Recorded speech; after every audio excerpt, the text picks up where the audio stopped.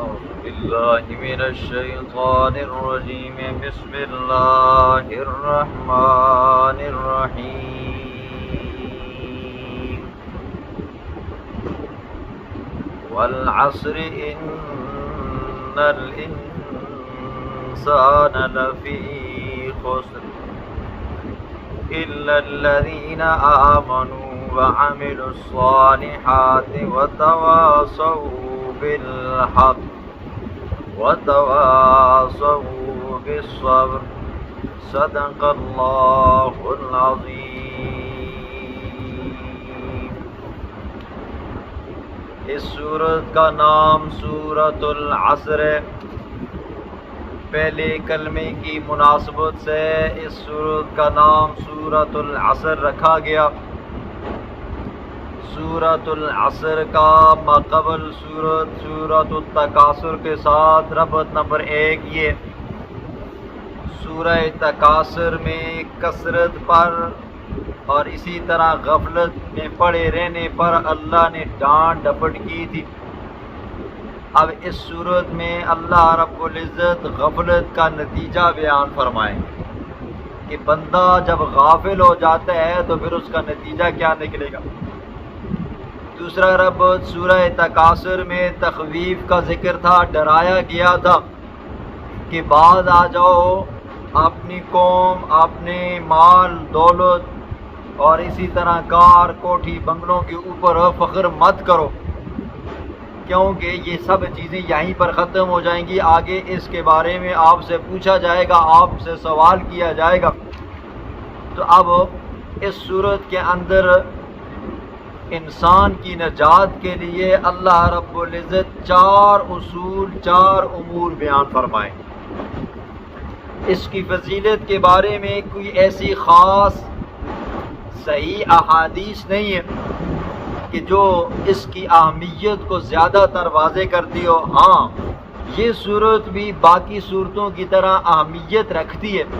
اس صورت کے اندر اللہ رب العزت نے کامیاب زندگی کے 4 اصول بیان فرمائے۔ کامیاب زندگی اور کامیاب آخرت ہو، اس کے لیے اللہ نے 4 اصول بیان فرمائے۔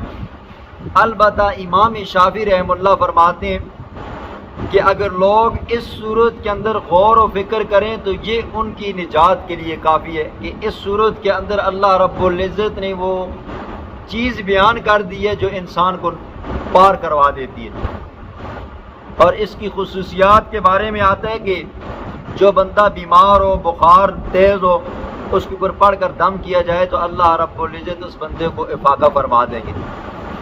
اور امام ابن کثیر رحمہ اللہ روایات نقل فرماتے ہیں کہ صحابہ کرام کا یہ معمول تھا، اگر محفل لگی ہوتی، مجلس لگی ہوتی یا یہ کہ راستے میں ایک دوسرے سے ملاقات ہوتی تو وہ ایک دوسرے کو جب تک یہ صورت نہ سناتے نہ تو جدا نہیں ہوتے۔ جیسے ہی سنانے کے بعد پھر السلام علیکم کہہ کر جدا ہو جاتے، کیونکہ اس صورت کے اندر کیا جی ایک دوسرے کو وصیت کرنا ہے۔ 4 امور 4 اصول اللہ نے بیان فرمائے، سنیں۔ بسم اللہ الرحمن الرحیم والعصر، قسم ہے زمانے کی، ان الانسان لفی خسر، بے شک تمام انسان البتہ خسارے میں، الا الذین آمنوا، مگر وہ لوگ آمنوا جو ایمان لائے، نمبر 1، وعملوا الصالحات، نیک اعمال کیے، نمبر 2، وتواصوا بالحق، اور انہوں نے ایک دوسرے کو وصیت بھی کی حق کی، نمبر 3، وتواصوا بالصبر، اور ایک دوسرے کو تاکید کرتے رہے بالصبر، صبر کی، نمبر 4، فرمایا قسم ہے زمانے کی، والعصر، عصر کے بارے میں مختلف اقوال آتے ہیں، تو 3 قول سنے جی۔ پہلا قول یہ آتا ہے کہ عصر سے مراد گزشتہ زمانہ ہے۔ اللہ قسم اٹھاتا ہے کہ قسم ہے گزشتہ زمانے کی، انسان کی آنکھوں کے سامنے یہ حالات ہوتے رہتے ہیں۔ آپ دیکھتے ہو جی، آپ کی آنکھوں کے سامنے زلزلے بھی آئے، آپ کی آنکھوں کے سامنے سیلاب بھی آئے، آپ کی آنکھوں کے سامنے کورونا وائرس بھی آیا، آپ کی آنکھوں کے سامنے لوگ مکان کے نیچے دب کر مرے، آپ کی آنکھوں کے سامنے لوگ ڈوب کر مرے، آپ کی آنکھوں کے سامنے لوگ جل جل کر مرے۔ فرمایا قسم ہے زمانے کی، ان الانسان لفی خسر، بے شک انسان کیا جی، خسارے میں۔ دوسرا قول والعصر سے مراد عصر کا وقت ہے، عصر کا وقت ہے۔ وقت بھی بڑا اہم ہوتا ہے جی، وقت بڑا اہم ہوتا ہے۔ اور عصر کے وقت کی اہمیت اس لیے ہے کہ عصر کی نماز کے وقت جب امام صاحب اللہ اکبر کہتے ہیں تو اس وقت فرشتوں کی ڈپٹی تبدیل ہو جاتی ہے۔ صبح والے فرشتے چلے جاتے ہیں اور شام والے فرشتے کیا ہو جاتے ہیں جی، آ جاتے ہیں۔ تو فرمایا قسم ہے عصر کے وقت کی۔ تیسرا قول والعصر، قسم ہے عصر کی نماز کی۔ عصر کی نمازوں کی ویسی بھی کیا ہے جی، تاکید ہے۔ حافظوا علی الصلوات والصلاۃ الوسطی، نمازوں کی کیا کرو جی، محافظت کرو، خاص کر کے والصلاۃ الوسطی، عصر کی نماز کی کیا کرو جی، بہت زیادہ خیال کیا کرو۔ اور حدیث میں آتا ہے من فاتتہ العصر، وہ بندہ جس کی عصر کی نماز فوت ہوگی، فکأنما وطر اہلہ ومالہ، گویا کہ اس کا مال بھی چھن گیا، اس کی اولاد بھی کیا ہوگی جی، چھن گئی۔ اگر کسی بندے کا سارا مال عصر کے وقت یا کسی وقت میں کیا ہو جائے جی، ختم ہو جائے، ساتھ میں اس کی اولاد، کنبہ قبیلہ خاندان سب کچھ ختم ہو جائے، تو کتنی دکھ کی بات ہے۔ فرمایا کہ عصر کی قسم ہے، عصر زمانے کی قسم ہے، عصر کے وقت کی قسم ہے، عصر کی نماز کی قسم ہے۔ امام ابن قیم رحم اللہ، حافظ ابن قیم رحم اللہ، ان کی ایک کتاب ہے کتاب الروح، اس کے اندر ایک واقعہ نقل فرماتے ہیں، بڑا عبرتناک واقعہ۔ وہ فرماتے ہیں کہ ایک چھوٹا سا گھرانہ تھا، ماں باپ تھے، ایک ان کی بیٹی تھی اور ایک ان کا بیٹا تھا، سارے کے سارے نیکوکار تھے، متقی پرہیزگار تھے۔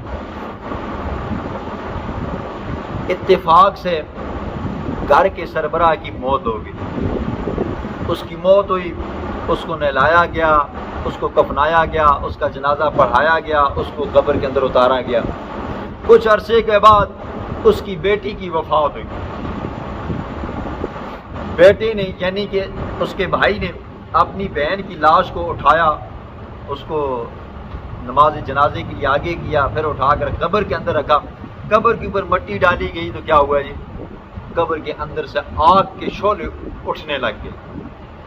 ظاہر بات ہے گھرانہ نیکوکاروں کا ہو تو یہ واقعہ پیش آ جائے نا جی، لوگ پھر طرح طرح کی باتیں کرتے ہیں۔ غصے میں آیا وہ گھر، تلوار نکالی، ماں کو کہا بتا میری بہن کے اندر کون سے عیب تھا کہ اس کے ساتھ یہ معاملہ پیش آیا۔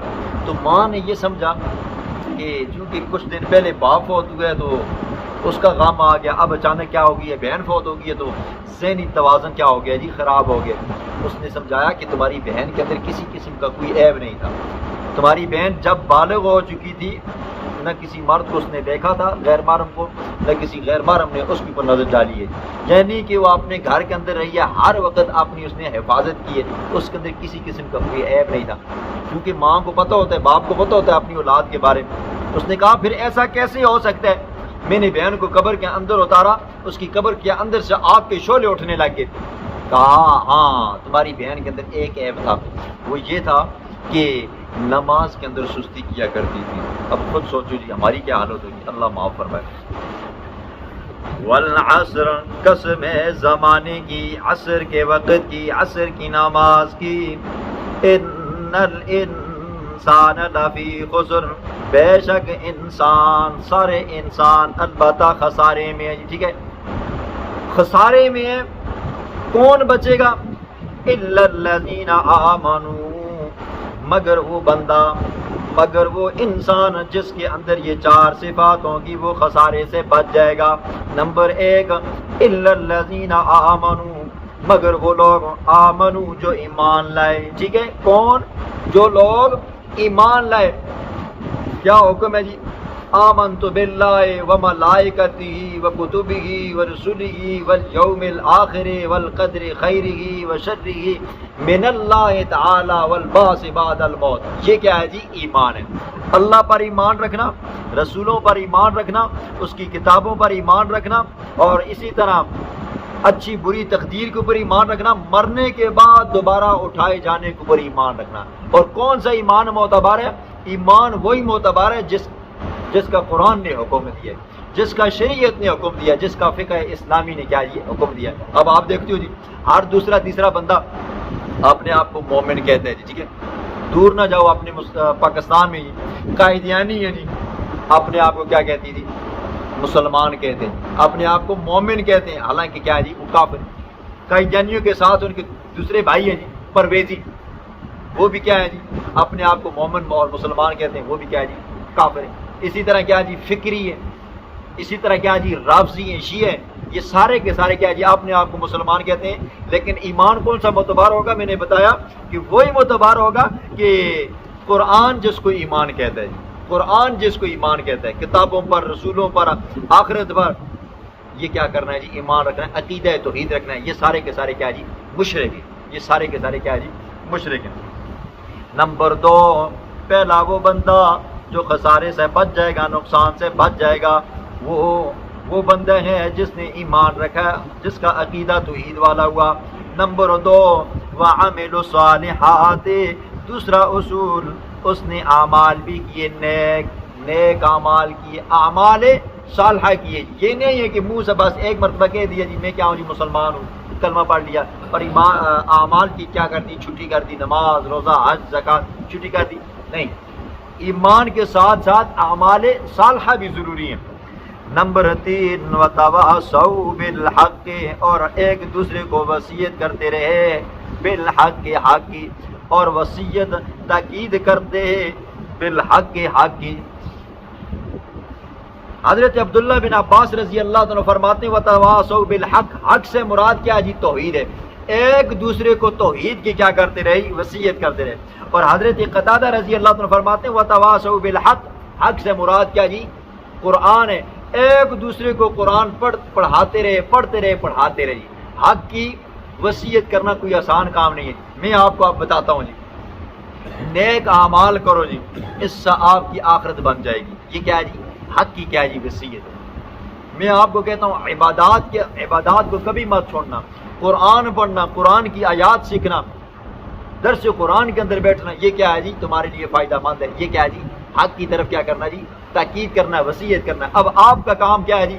آگے بتانا، ایمان لانا، نمبر 2 اعمال صالحہ کرنا، اور ایک دوسرے کو حق کی کیا کرنا؟ وصیت کرنا، ایک دوسرے کو قرآن سکھانا ہے، ایک دوسرے کو توحید سکھانا ہے۔ ٹھیک ہے؟ ظاہر بات ہے جب توحید سکھاؤ گے، قرآن سکھاؤ گے۔ وَتَوَاصَوْا بِالصَّبْرِ، نمبر 4 ایک دوسرے کو صبر کی تلقین کرتے رہے۔ ٹھیک ہے؟ صبر کی، قرآن سناؤ گے، توحید سناؤ گے تو آپ کو کیا ہوں گے جی؟ پریشانیاں آئیں گی، آپ کو دکھ آئیں گے، آپ کو غم لائق ہوں گے۔ جب دین کے اوپر چلو گے تو آپ کے حقیقی رشتہ دار، اس کی مثال آپ کو دیتا ہوں۔ آج اگر آپ میں سے کسی کے بیٹے کی شادی ہو جائے تو آپ یوں کہہ دو میں اپنے بیٹے کی شادی شریعت کے مطابق کروں گا۔ آپ کے کنبے قبیلے کے اندر حتیٰ کہ اپنے بھائی آپ سے ناراض ہو جائیں، آپ کی بہنیں آپ سے ناراض ہوں گی، آپ کے بھائی کہیں گے ساڈی باری تے ڈھول ٹمکے باجے مہندیاں شہندیاں ہوندیاں سیاں نال گانا مانجا اور کیا کہتے ہیں مہندی ہوتی تھی، پتن مسیرے ہوتے تھے، اپنے پترا دی باری آئی خرچہ بچاتے ہیں۔ ٹھیک ہے؟ اور جب بہنوں کو پتہ چلے گا، بیٹیوں کو پتہ چلے گا نہیں ابا ہم نے تو کیا کرنا ہے جی؟ دھوم دھام کے ساتھ شادی کروانی ہے۔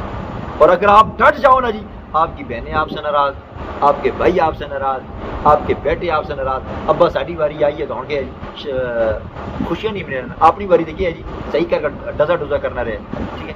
آپ کے اپنے بیٹے، آپ کی اپنی بیٹیاں، آپ کی اپنی بہنیں، آپ کے اپنے بھائی کیا ہو جائیں گے جی؟ ناراض ہو جائیں گے۔ یہ حق اتنی سخت چیز ہے جی، لیکن اس کے اندر کیا جی؟ آسانی ہے۔ پیغمبر علیہ الصلوۃ والسلام نے کئی بار شادیاں کی، صحابہ نے کئی شادیاں کی۔ آپ نے کبھی سنے ڈھول ڈمکا ہوا ہو یا کہ گانے بازی ہو یا یہ کہ اتنا خرچہ ہوا ہو؟ صحابہ کا زمانہ ہوتا نا یہ جس طرح آج کل ہمارے زمانے کے اندر شادیوں کے بھی خرچے ہوتے ہیں۔ اللہ اکبر! دو بھینسیں ہوتی ہیں، ٹھیک ہے، 80 100 200 کٹوا ہوتا ہے جی، پھر کیا ہوتی ہے جی 50 60 70 دیگے چاولوں کی ہوتی ہے، پورا کنبہ قبیلہ خاندان۔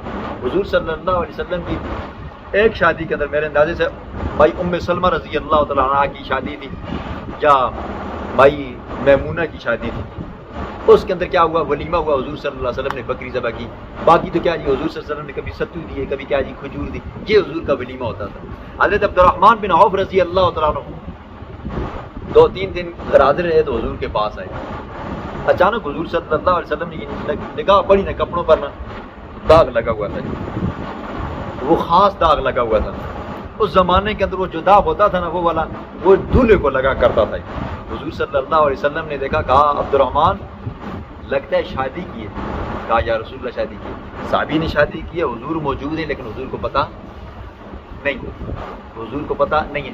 حضور نے فرمایا ٹھیک ہے چلو شادی کر لیا ہے، اولم ولیمہ کر، اگرچہ کیا جی ایک بکری کیوں نہ ہو یا اس سے کام ہی کیوں نہ کر۔ اسی طرح حضرت جابر رضی اللہ تعالیٰ نے شادی کی، سنیں شادی کی، شادی کر کے حضور صلی اللہ علیہ وسلم کے ساتھ جہاد پہ چلے گئے، واپسی میں جب آنے لگے مسلمان نا، مال غنیمت بھی ساتھ ہے، ساتھ میں کیا ہے جی جہاد کی خوشی بھی ہے جی، ٹھیک ہے، فتح کی بھی خوشی بھی ہے۔ حضرت جابر رضی اللہ عنہ کوشش کر رہے ہیں اونٹنی کو تیز مارنے کی، لیکن اونٹنی چل رہی ہے، کوشش کر رہے ہیں کہ میں صحابہ سے آگے نکلوں۔ صحابہ حضور نے دیکھا کہ جابر آج بڑا جلدی میں، جب حضور نے اپنی اونٹنی قصبہ کو تھوڑا ڈھیلا کیا، حضرت جابر رضی اللہ عنہ قریب ہوئے، حضور نے پوچھا جابر کیا ہوا، کیوں جلدی میں؟ کہا یا رسول اللہ شادی کی۔ حضور صلی اللہ علیہ وسلم مسکرائے، حضور نے پوچھا بتاؤ کواری سے کی ہے یا کیا جی صیبہ سے کی ہے؟ کہا یا رسول اللہ میں نے صیبہ سے کی ہے۔ کیوں؟ حضور نے فرمایا باقری سے کرتے، باقری کیا ہوتی ہے جی، وہ زیادہ منہ میٹھی والی ہوتی ہے جی، پہلا خامد ہوتا ہے، اس کی محبت زیادہ ہوتی ہے، مٹھاس منہ میں زیادہ ہوتی ہے۔ کہا یا رسول اللہ میری ساری بہنیں ہیں گھر کے اندر، اور کیا جی میرا والد فوت ہو گیا، والدین فوت ہو گئے، اب ان کی سرپرستی کرنی ہے میں نے، تو ظاہر بات ہے اگر میں کواری لڑکی لے آتا جو خود کیا ہوتی بچی ہوتی تو ان کی کیا تربیت کرتی، اس لیے میں نے تجربہ کار عورت کے ساتھ صیبہ کے ساتھ شادی کی ہے تاکہ وہ بھی کیا کرے جی ان کی دیکھ بھال کرے۔ حضور صلی اللہ علیہ وسلم نے فرمایا جابر کو جانے دو، جابر کو جانے۔ حضور صلی اللہ علیہ وسلم نا ان صحابہ کرام کی بڑی قدر کرتے تھے نا، ان کو رخصت دیا کرتے تھے جن کی تازی شادی ہے۔ حضور صلی اللہ علیہ وسلم نے پڑاؤ ڈالا، حضور نے کہا جابر جاؤ اور جا کر بتا دو کہ مسلمانوں کا قافلہ پہنچ چکا ہے، کل وہ آپ کے گھروں کے اندر آئیں گے، لہٰذا آپ آج جاؤ، آپ کی نئی شادی ہے۔ تو اس لیے فرمایا کامیابی کے 4 اصول ہیں۔ پہلا اصول کیا ہے جی، الا الذین آمنوا، ایمان لانا ہے اللہ کے اوپر جی، ٹھیک ہے، جیسا کہ حق ہے، وعملوا الصالحات، نیک اعمال نہیں چھوڑنے کبھی بھی۔ نمبر 3 وتواصوا بالحق، ایک دوسرے کو حق بات کی کیا کرنا ہے جی، وصیت کرنا، حق بات بتانا، حق بات کے اوپر ڈٹ جانا جی، ٹھیک ہے۔ نمبر 4 وتواصوا بالصبر، پھر کیا مصیبت پہنچے، پریشانی پہنچے تو کیا کرنا ہے، اس کے اوپر صبر کرنا۔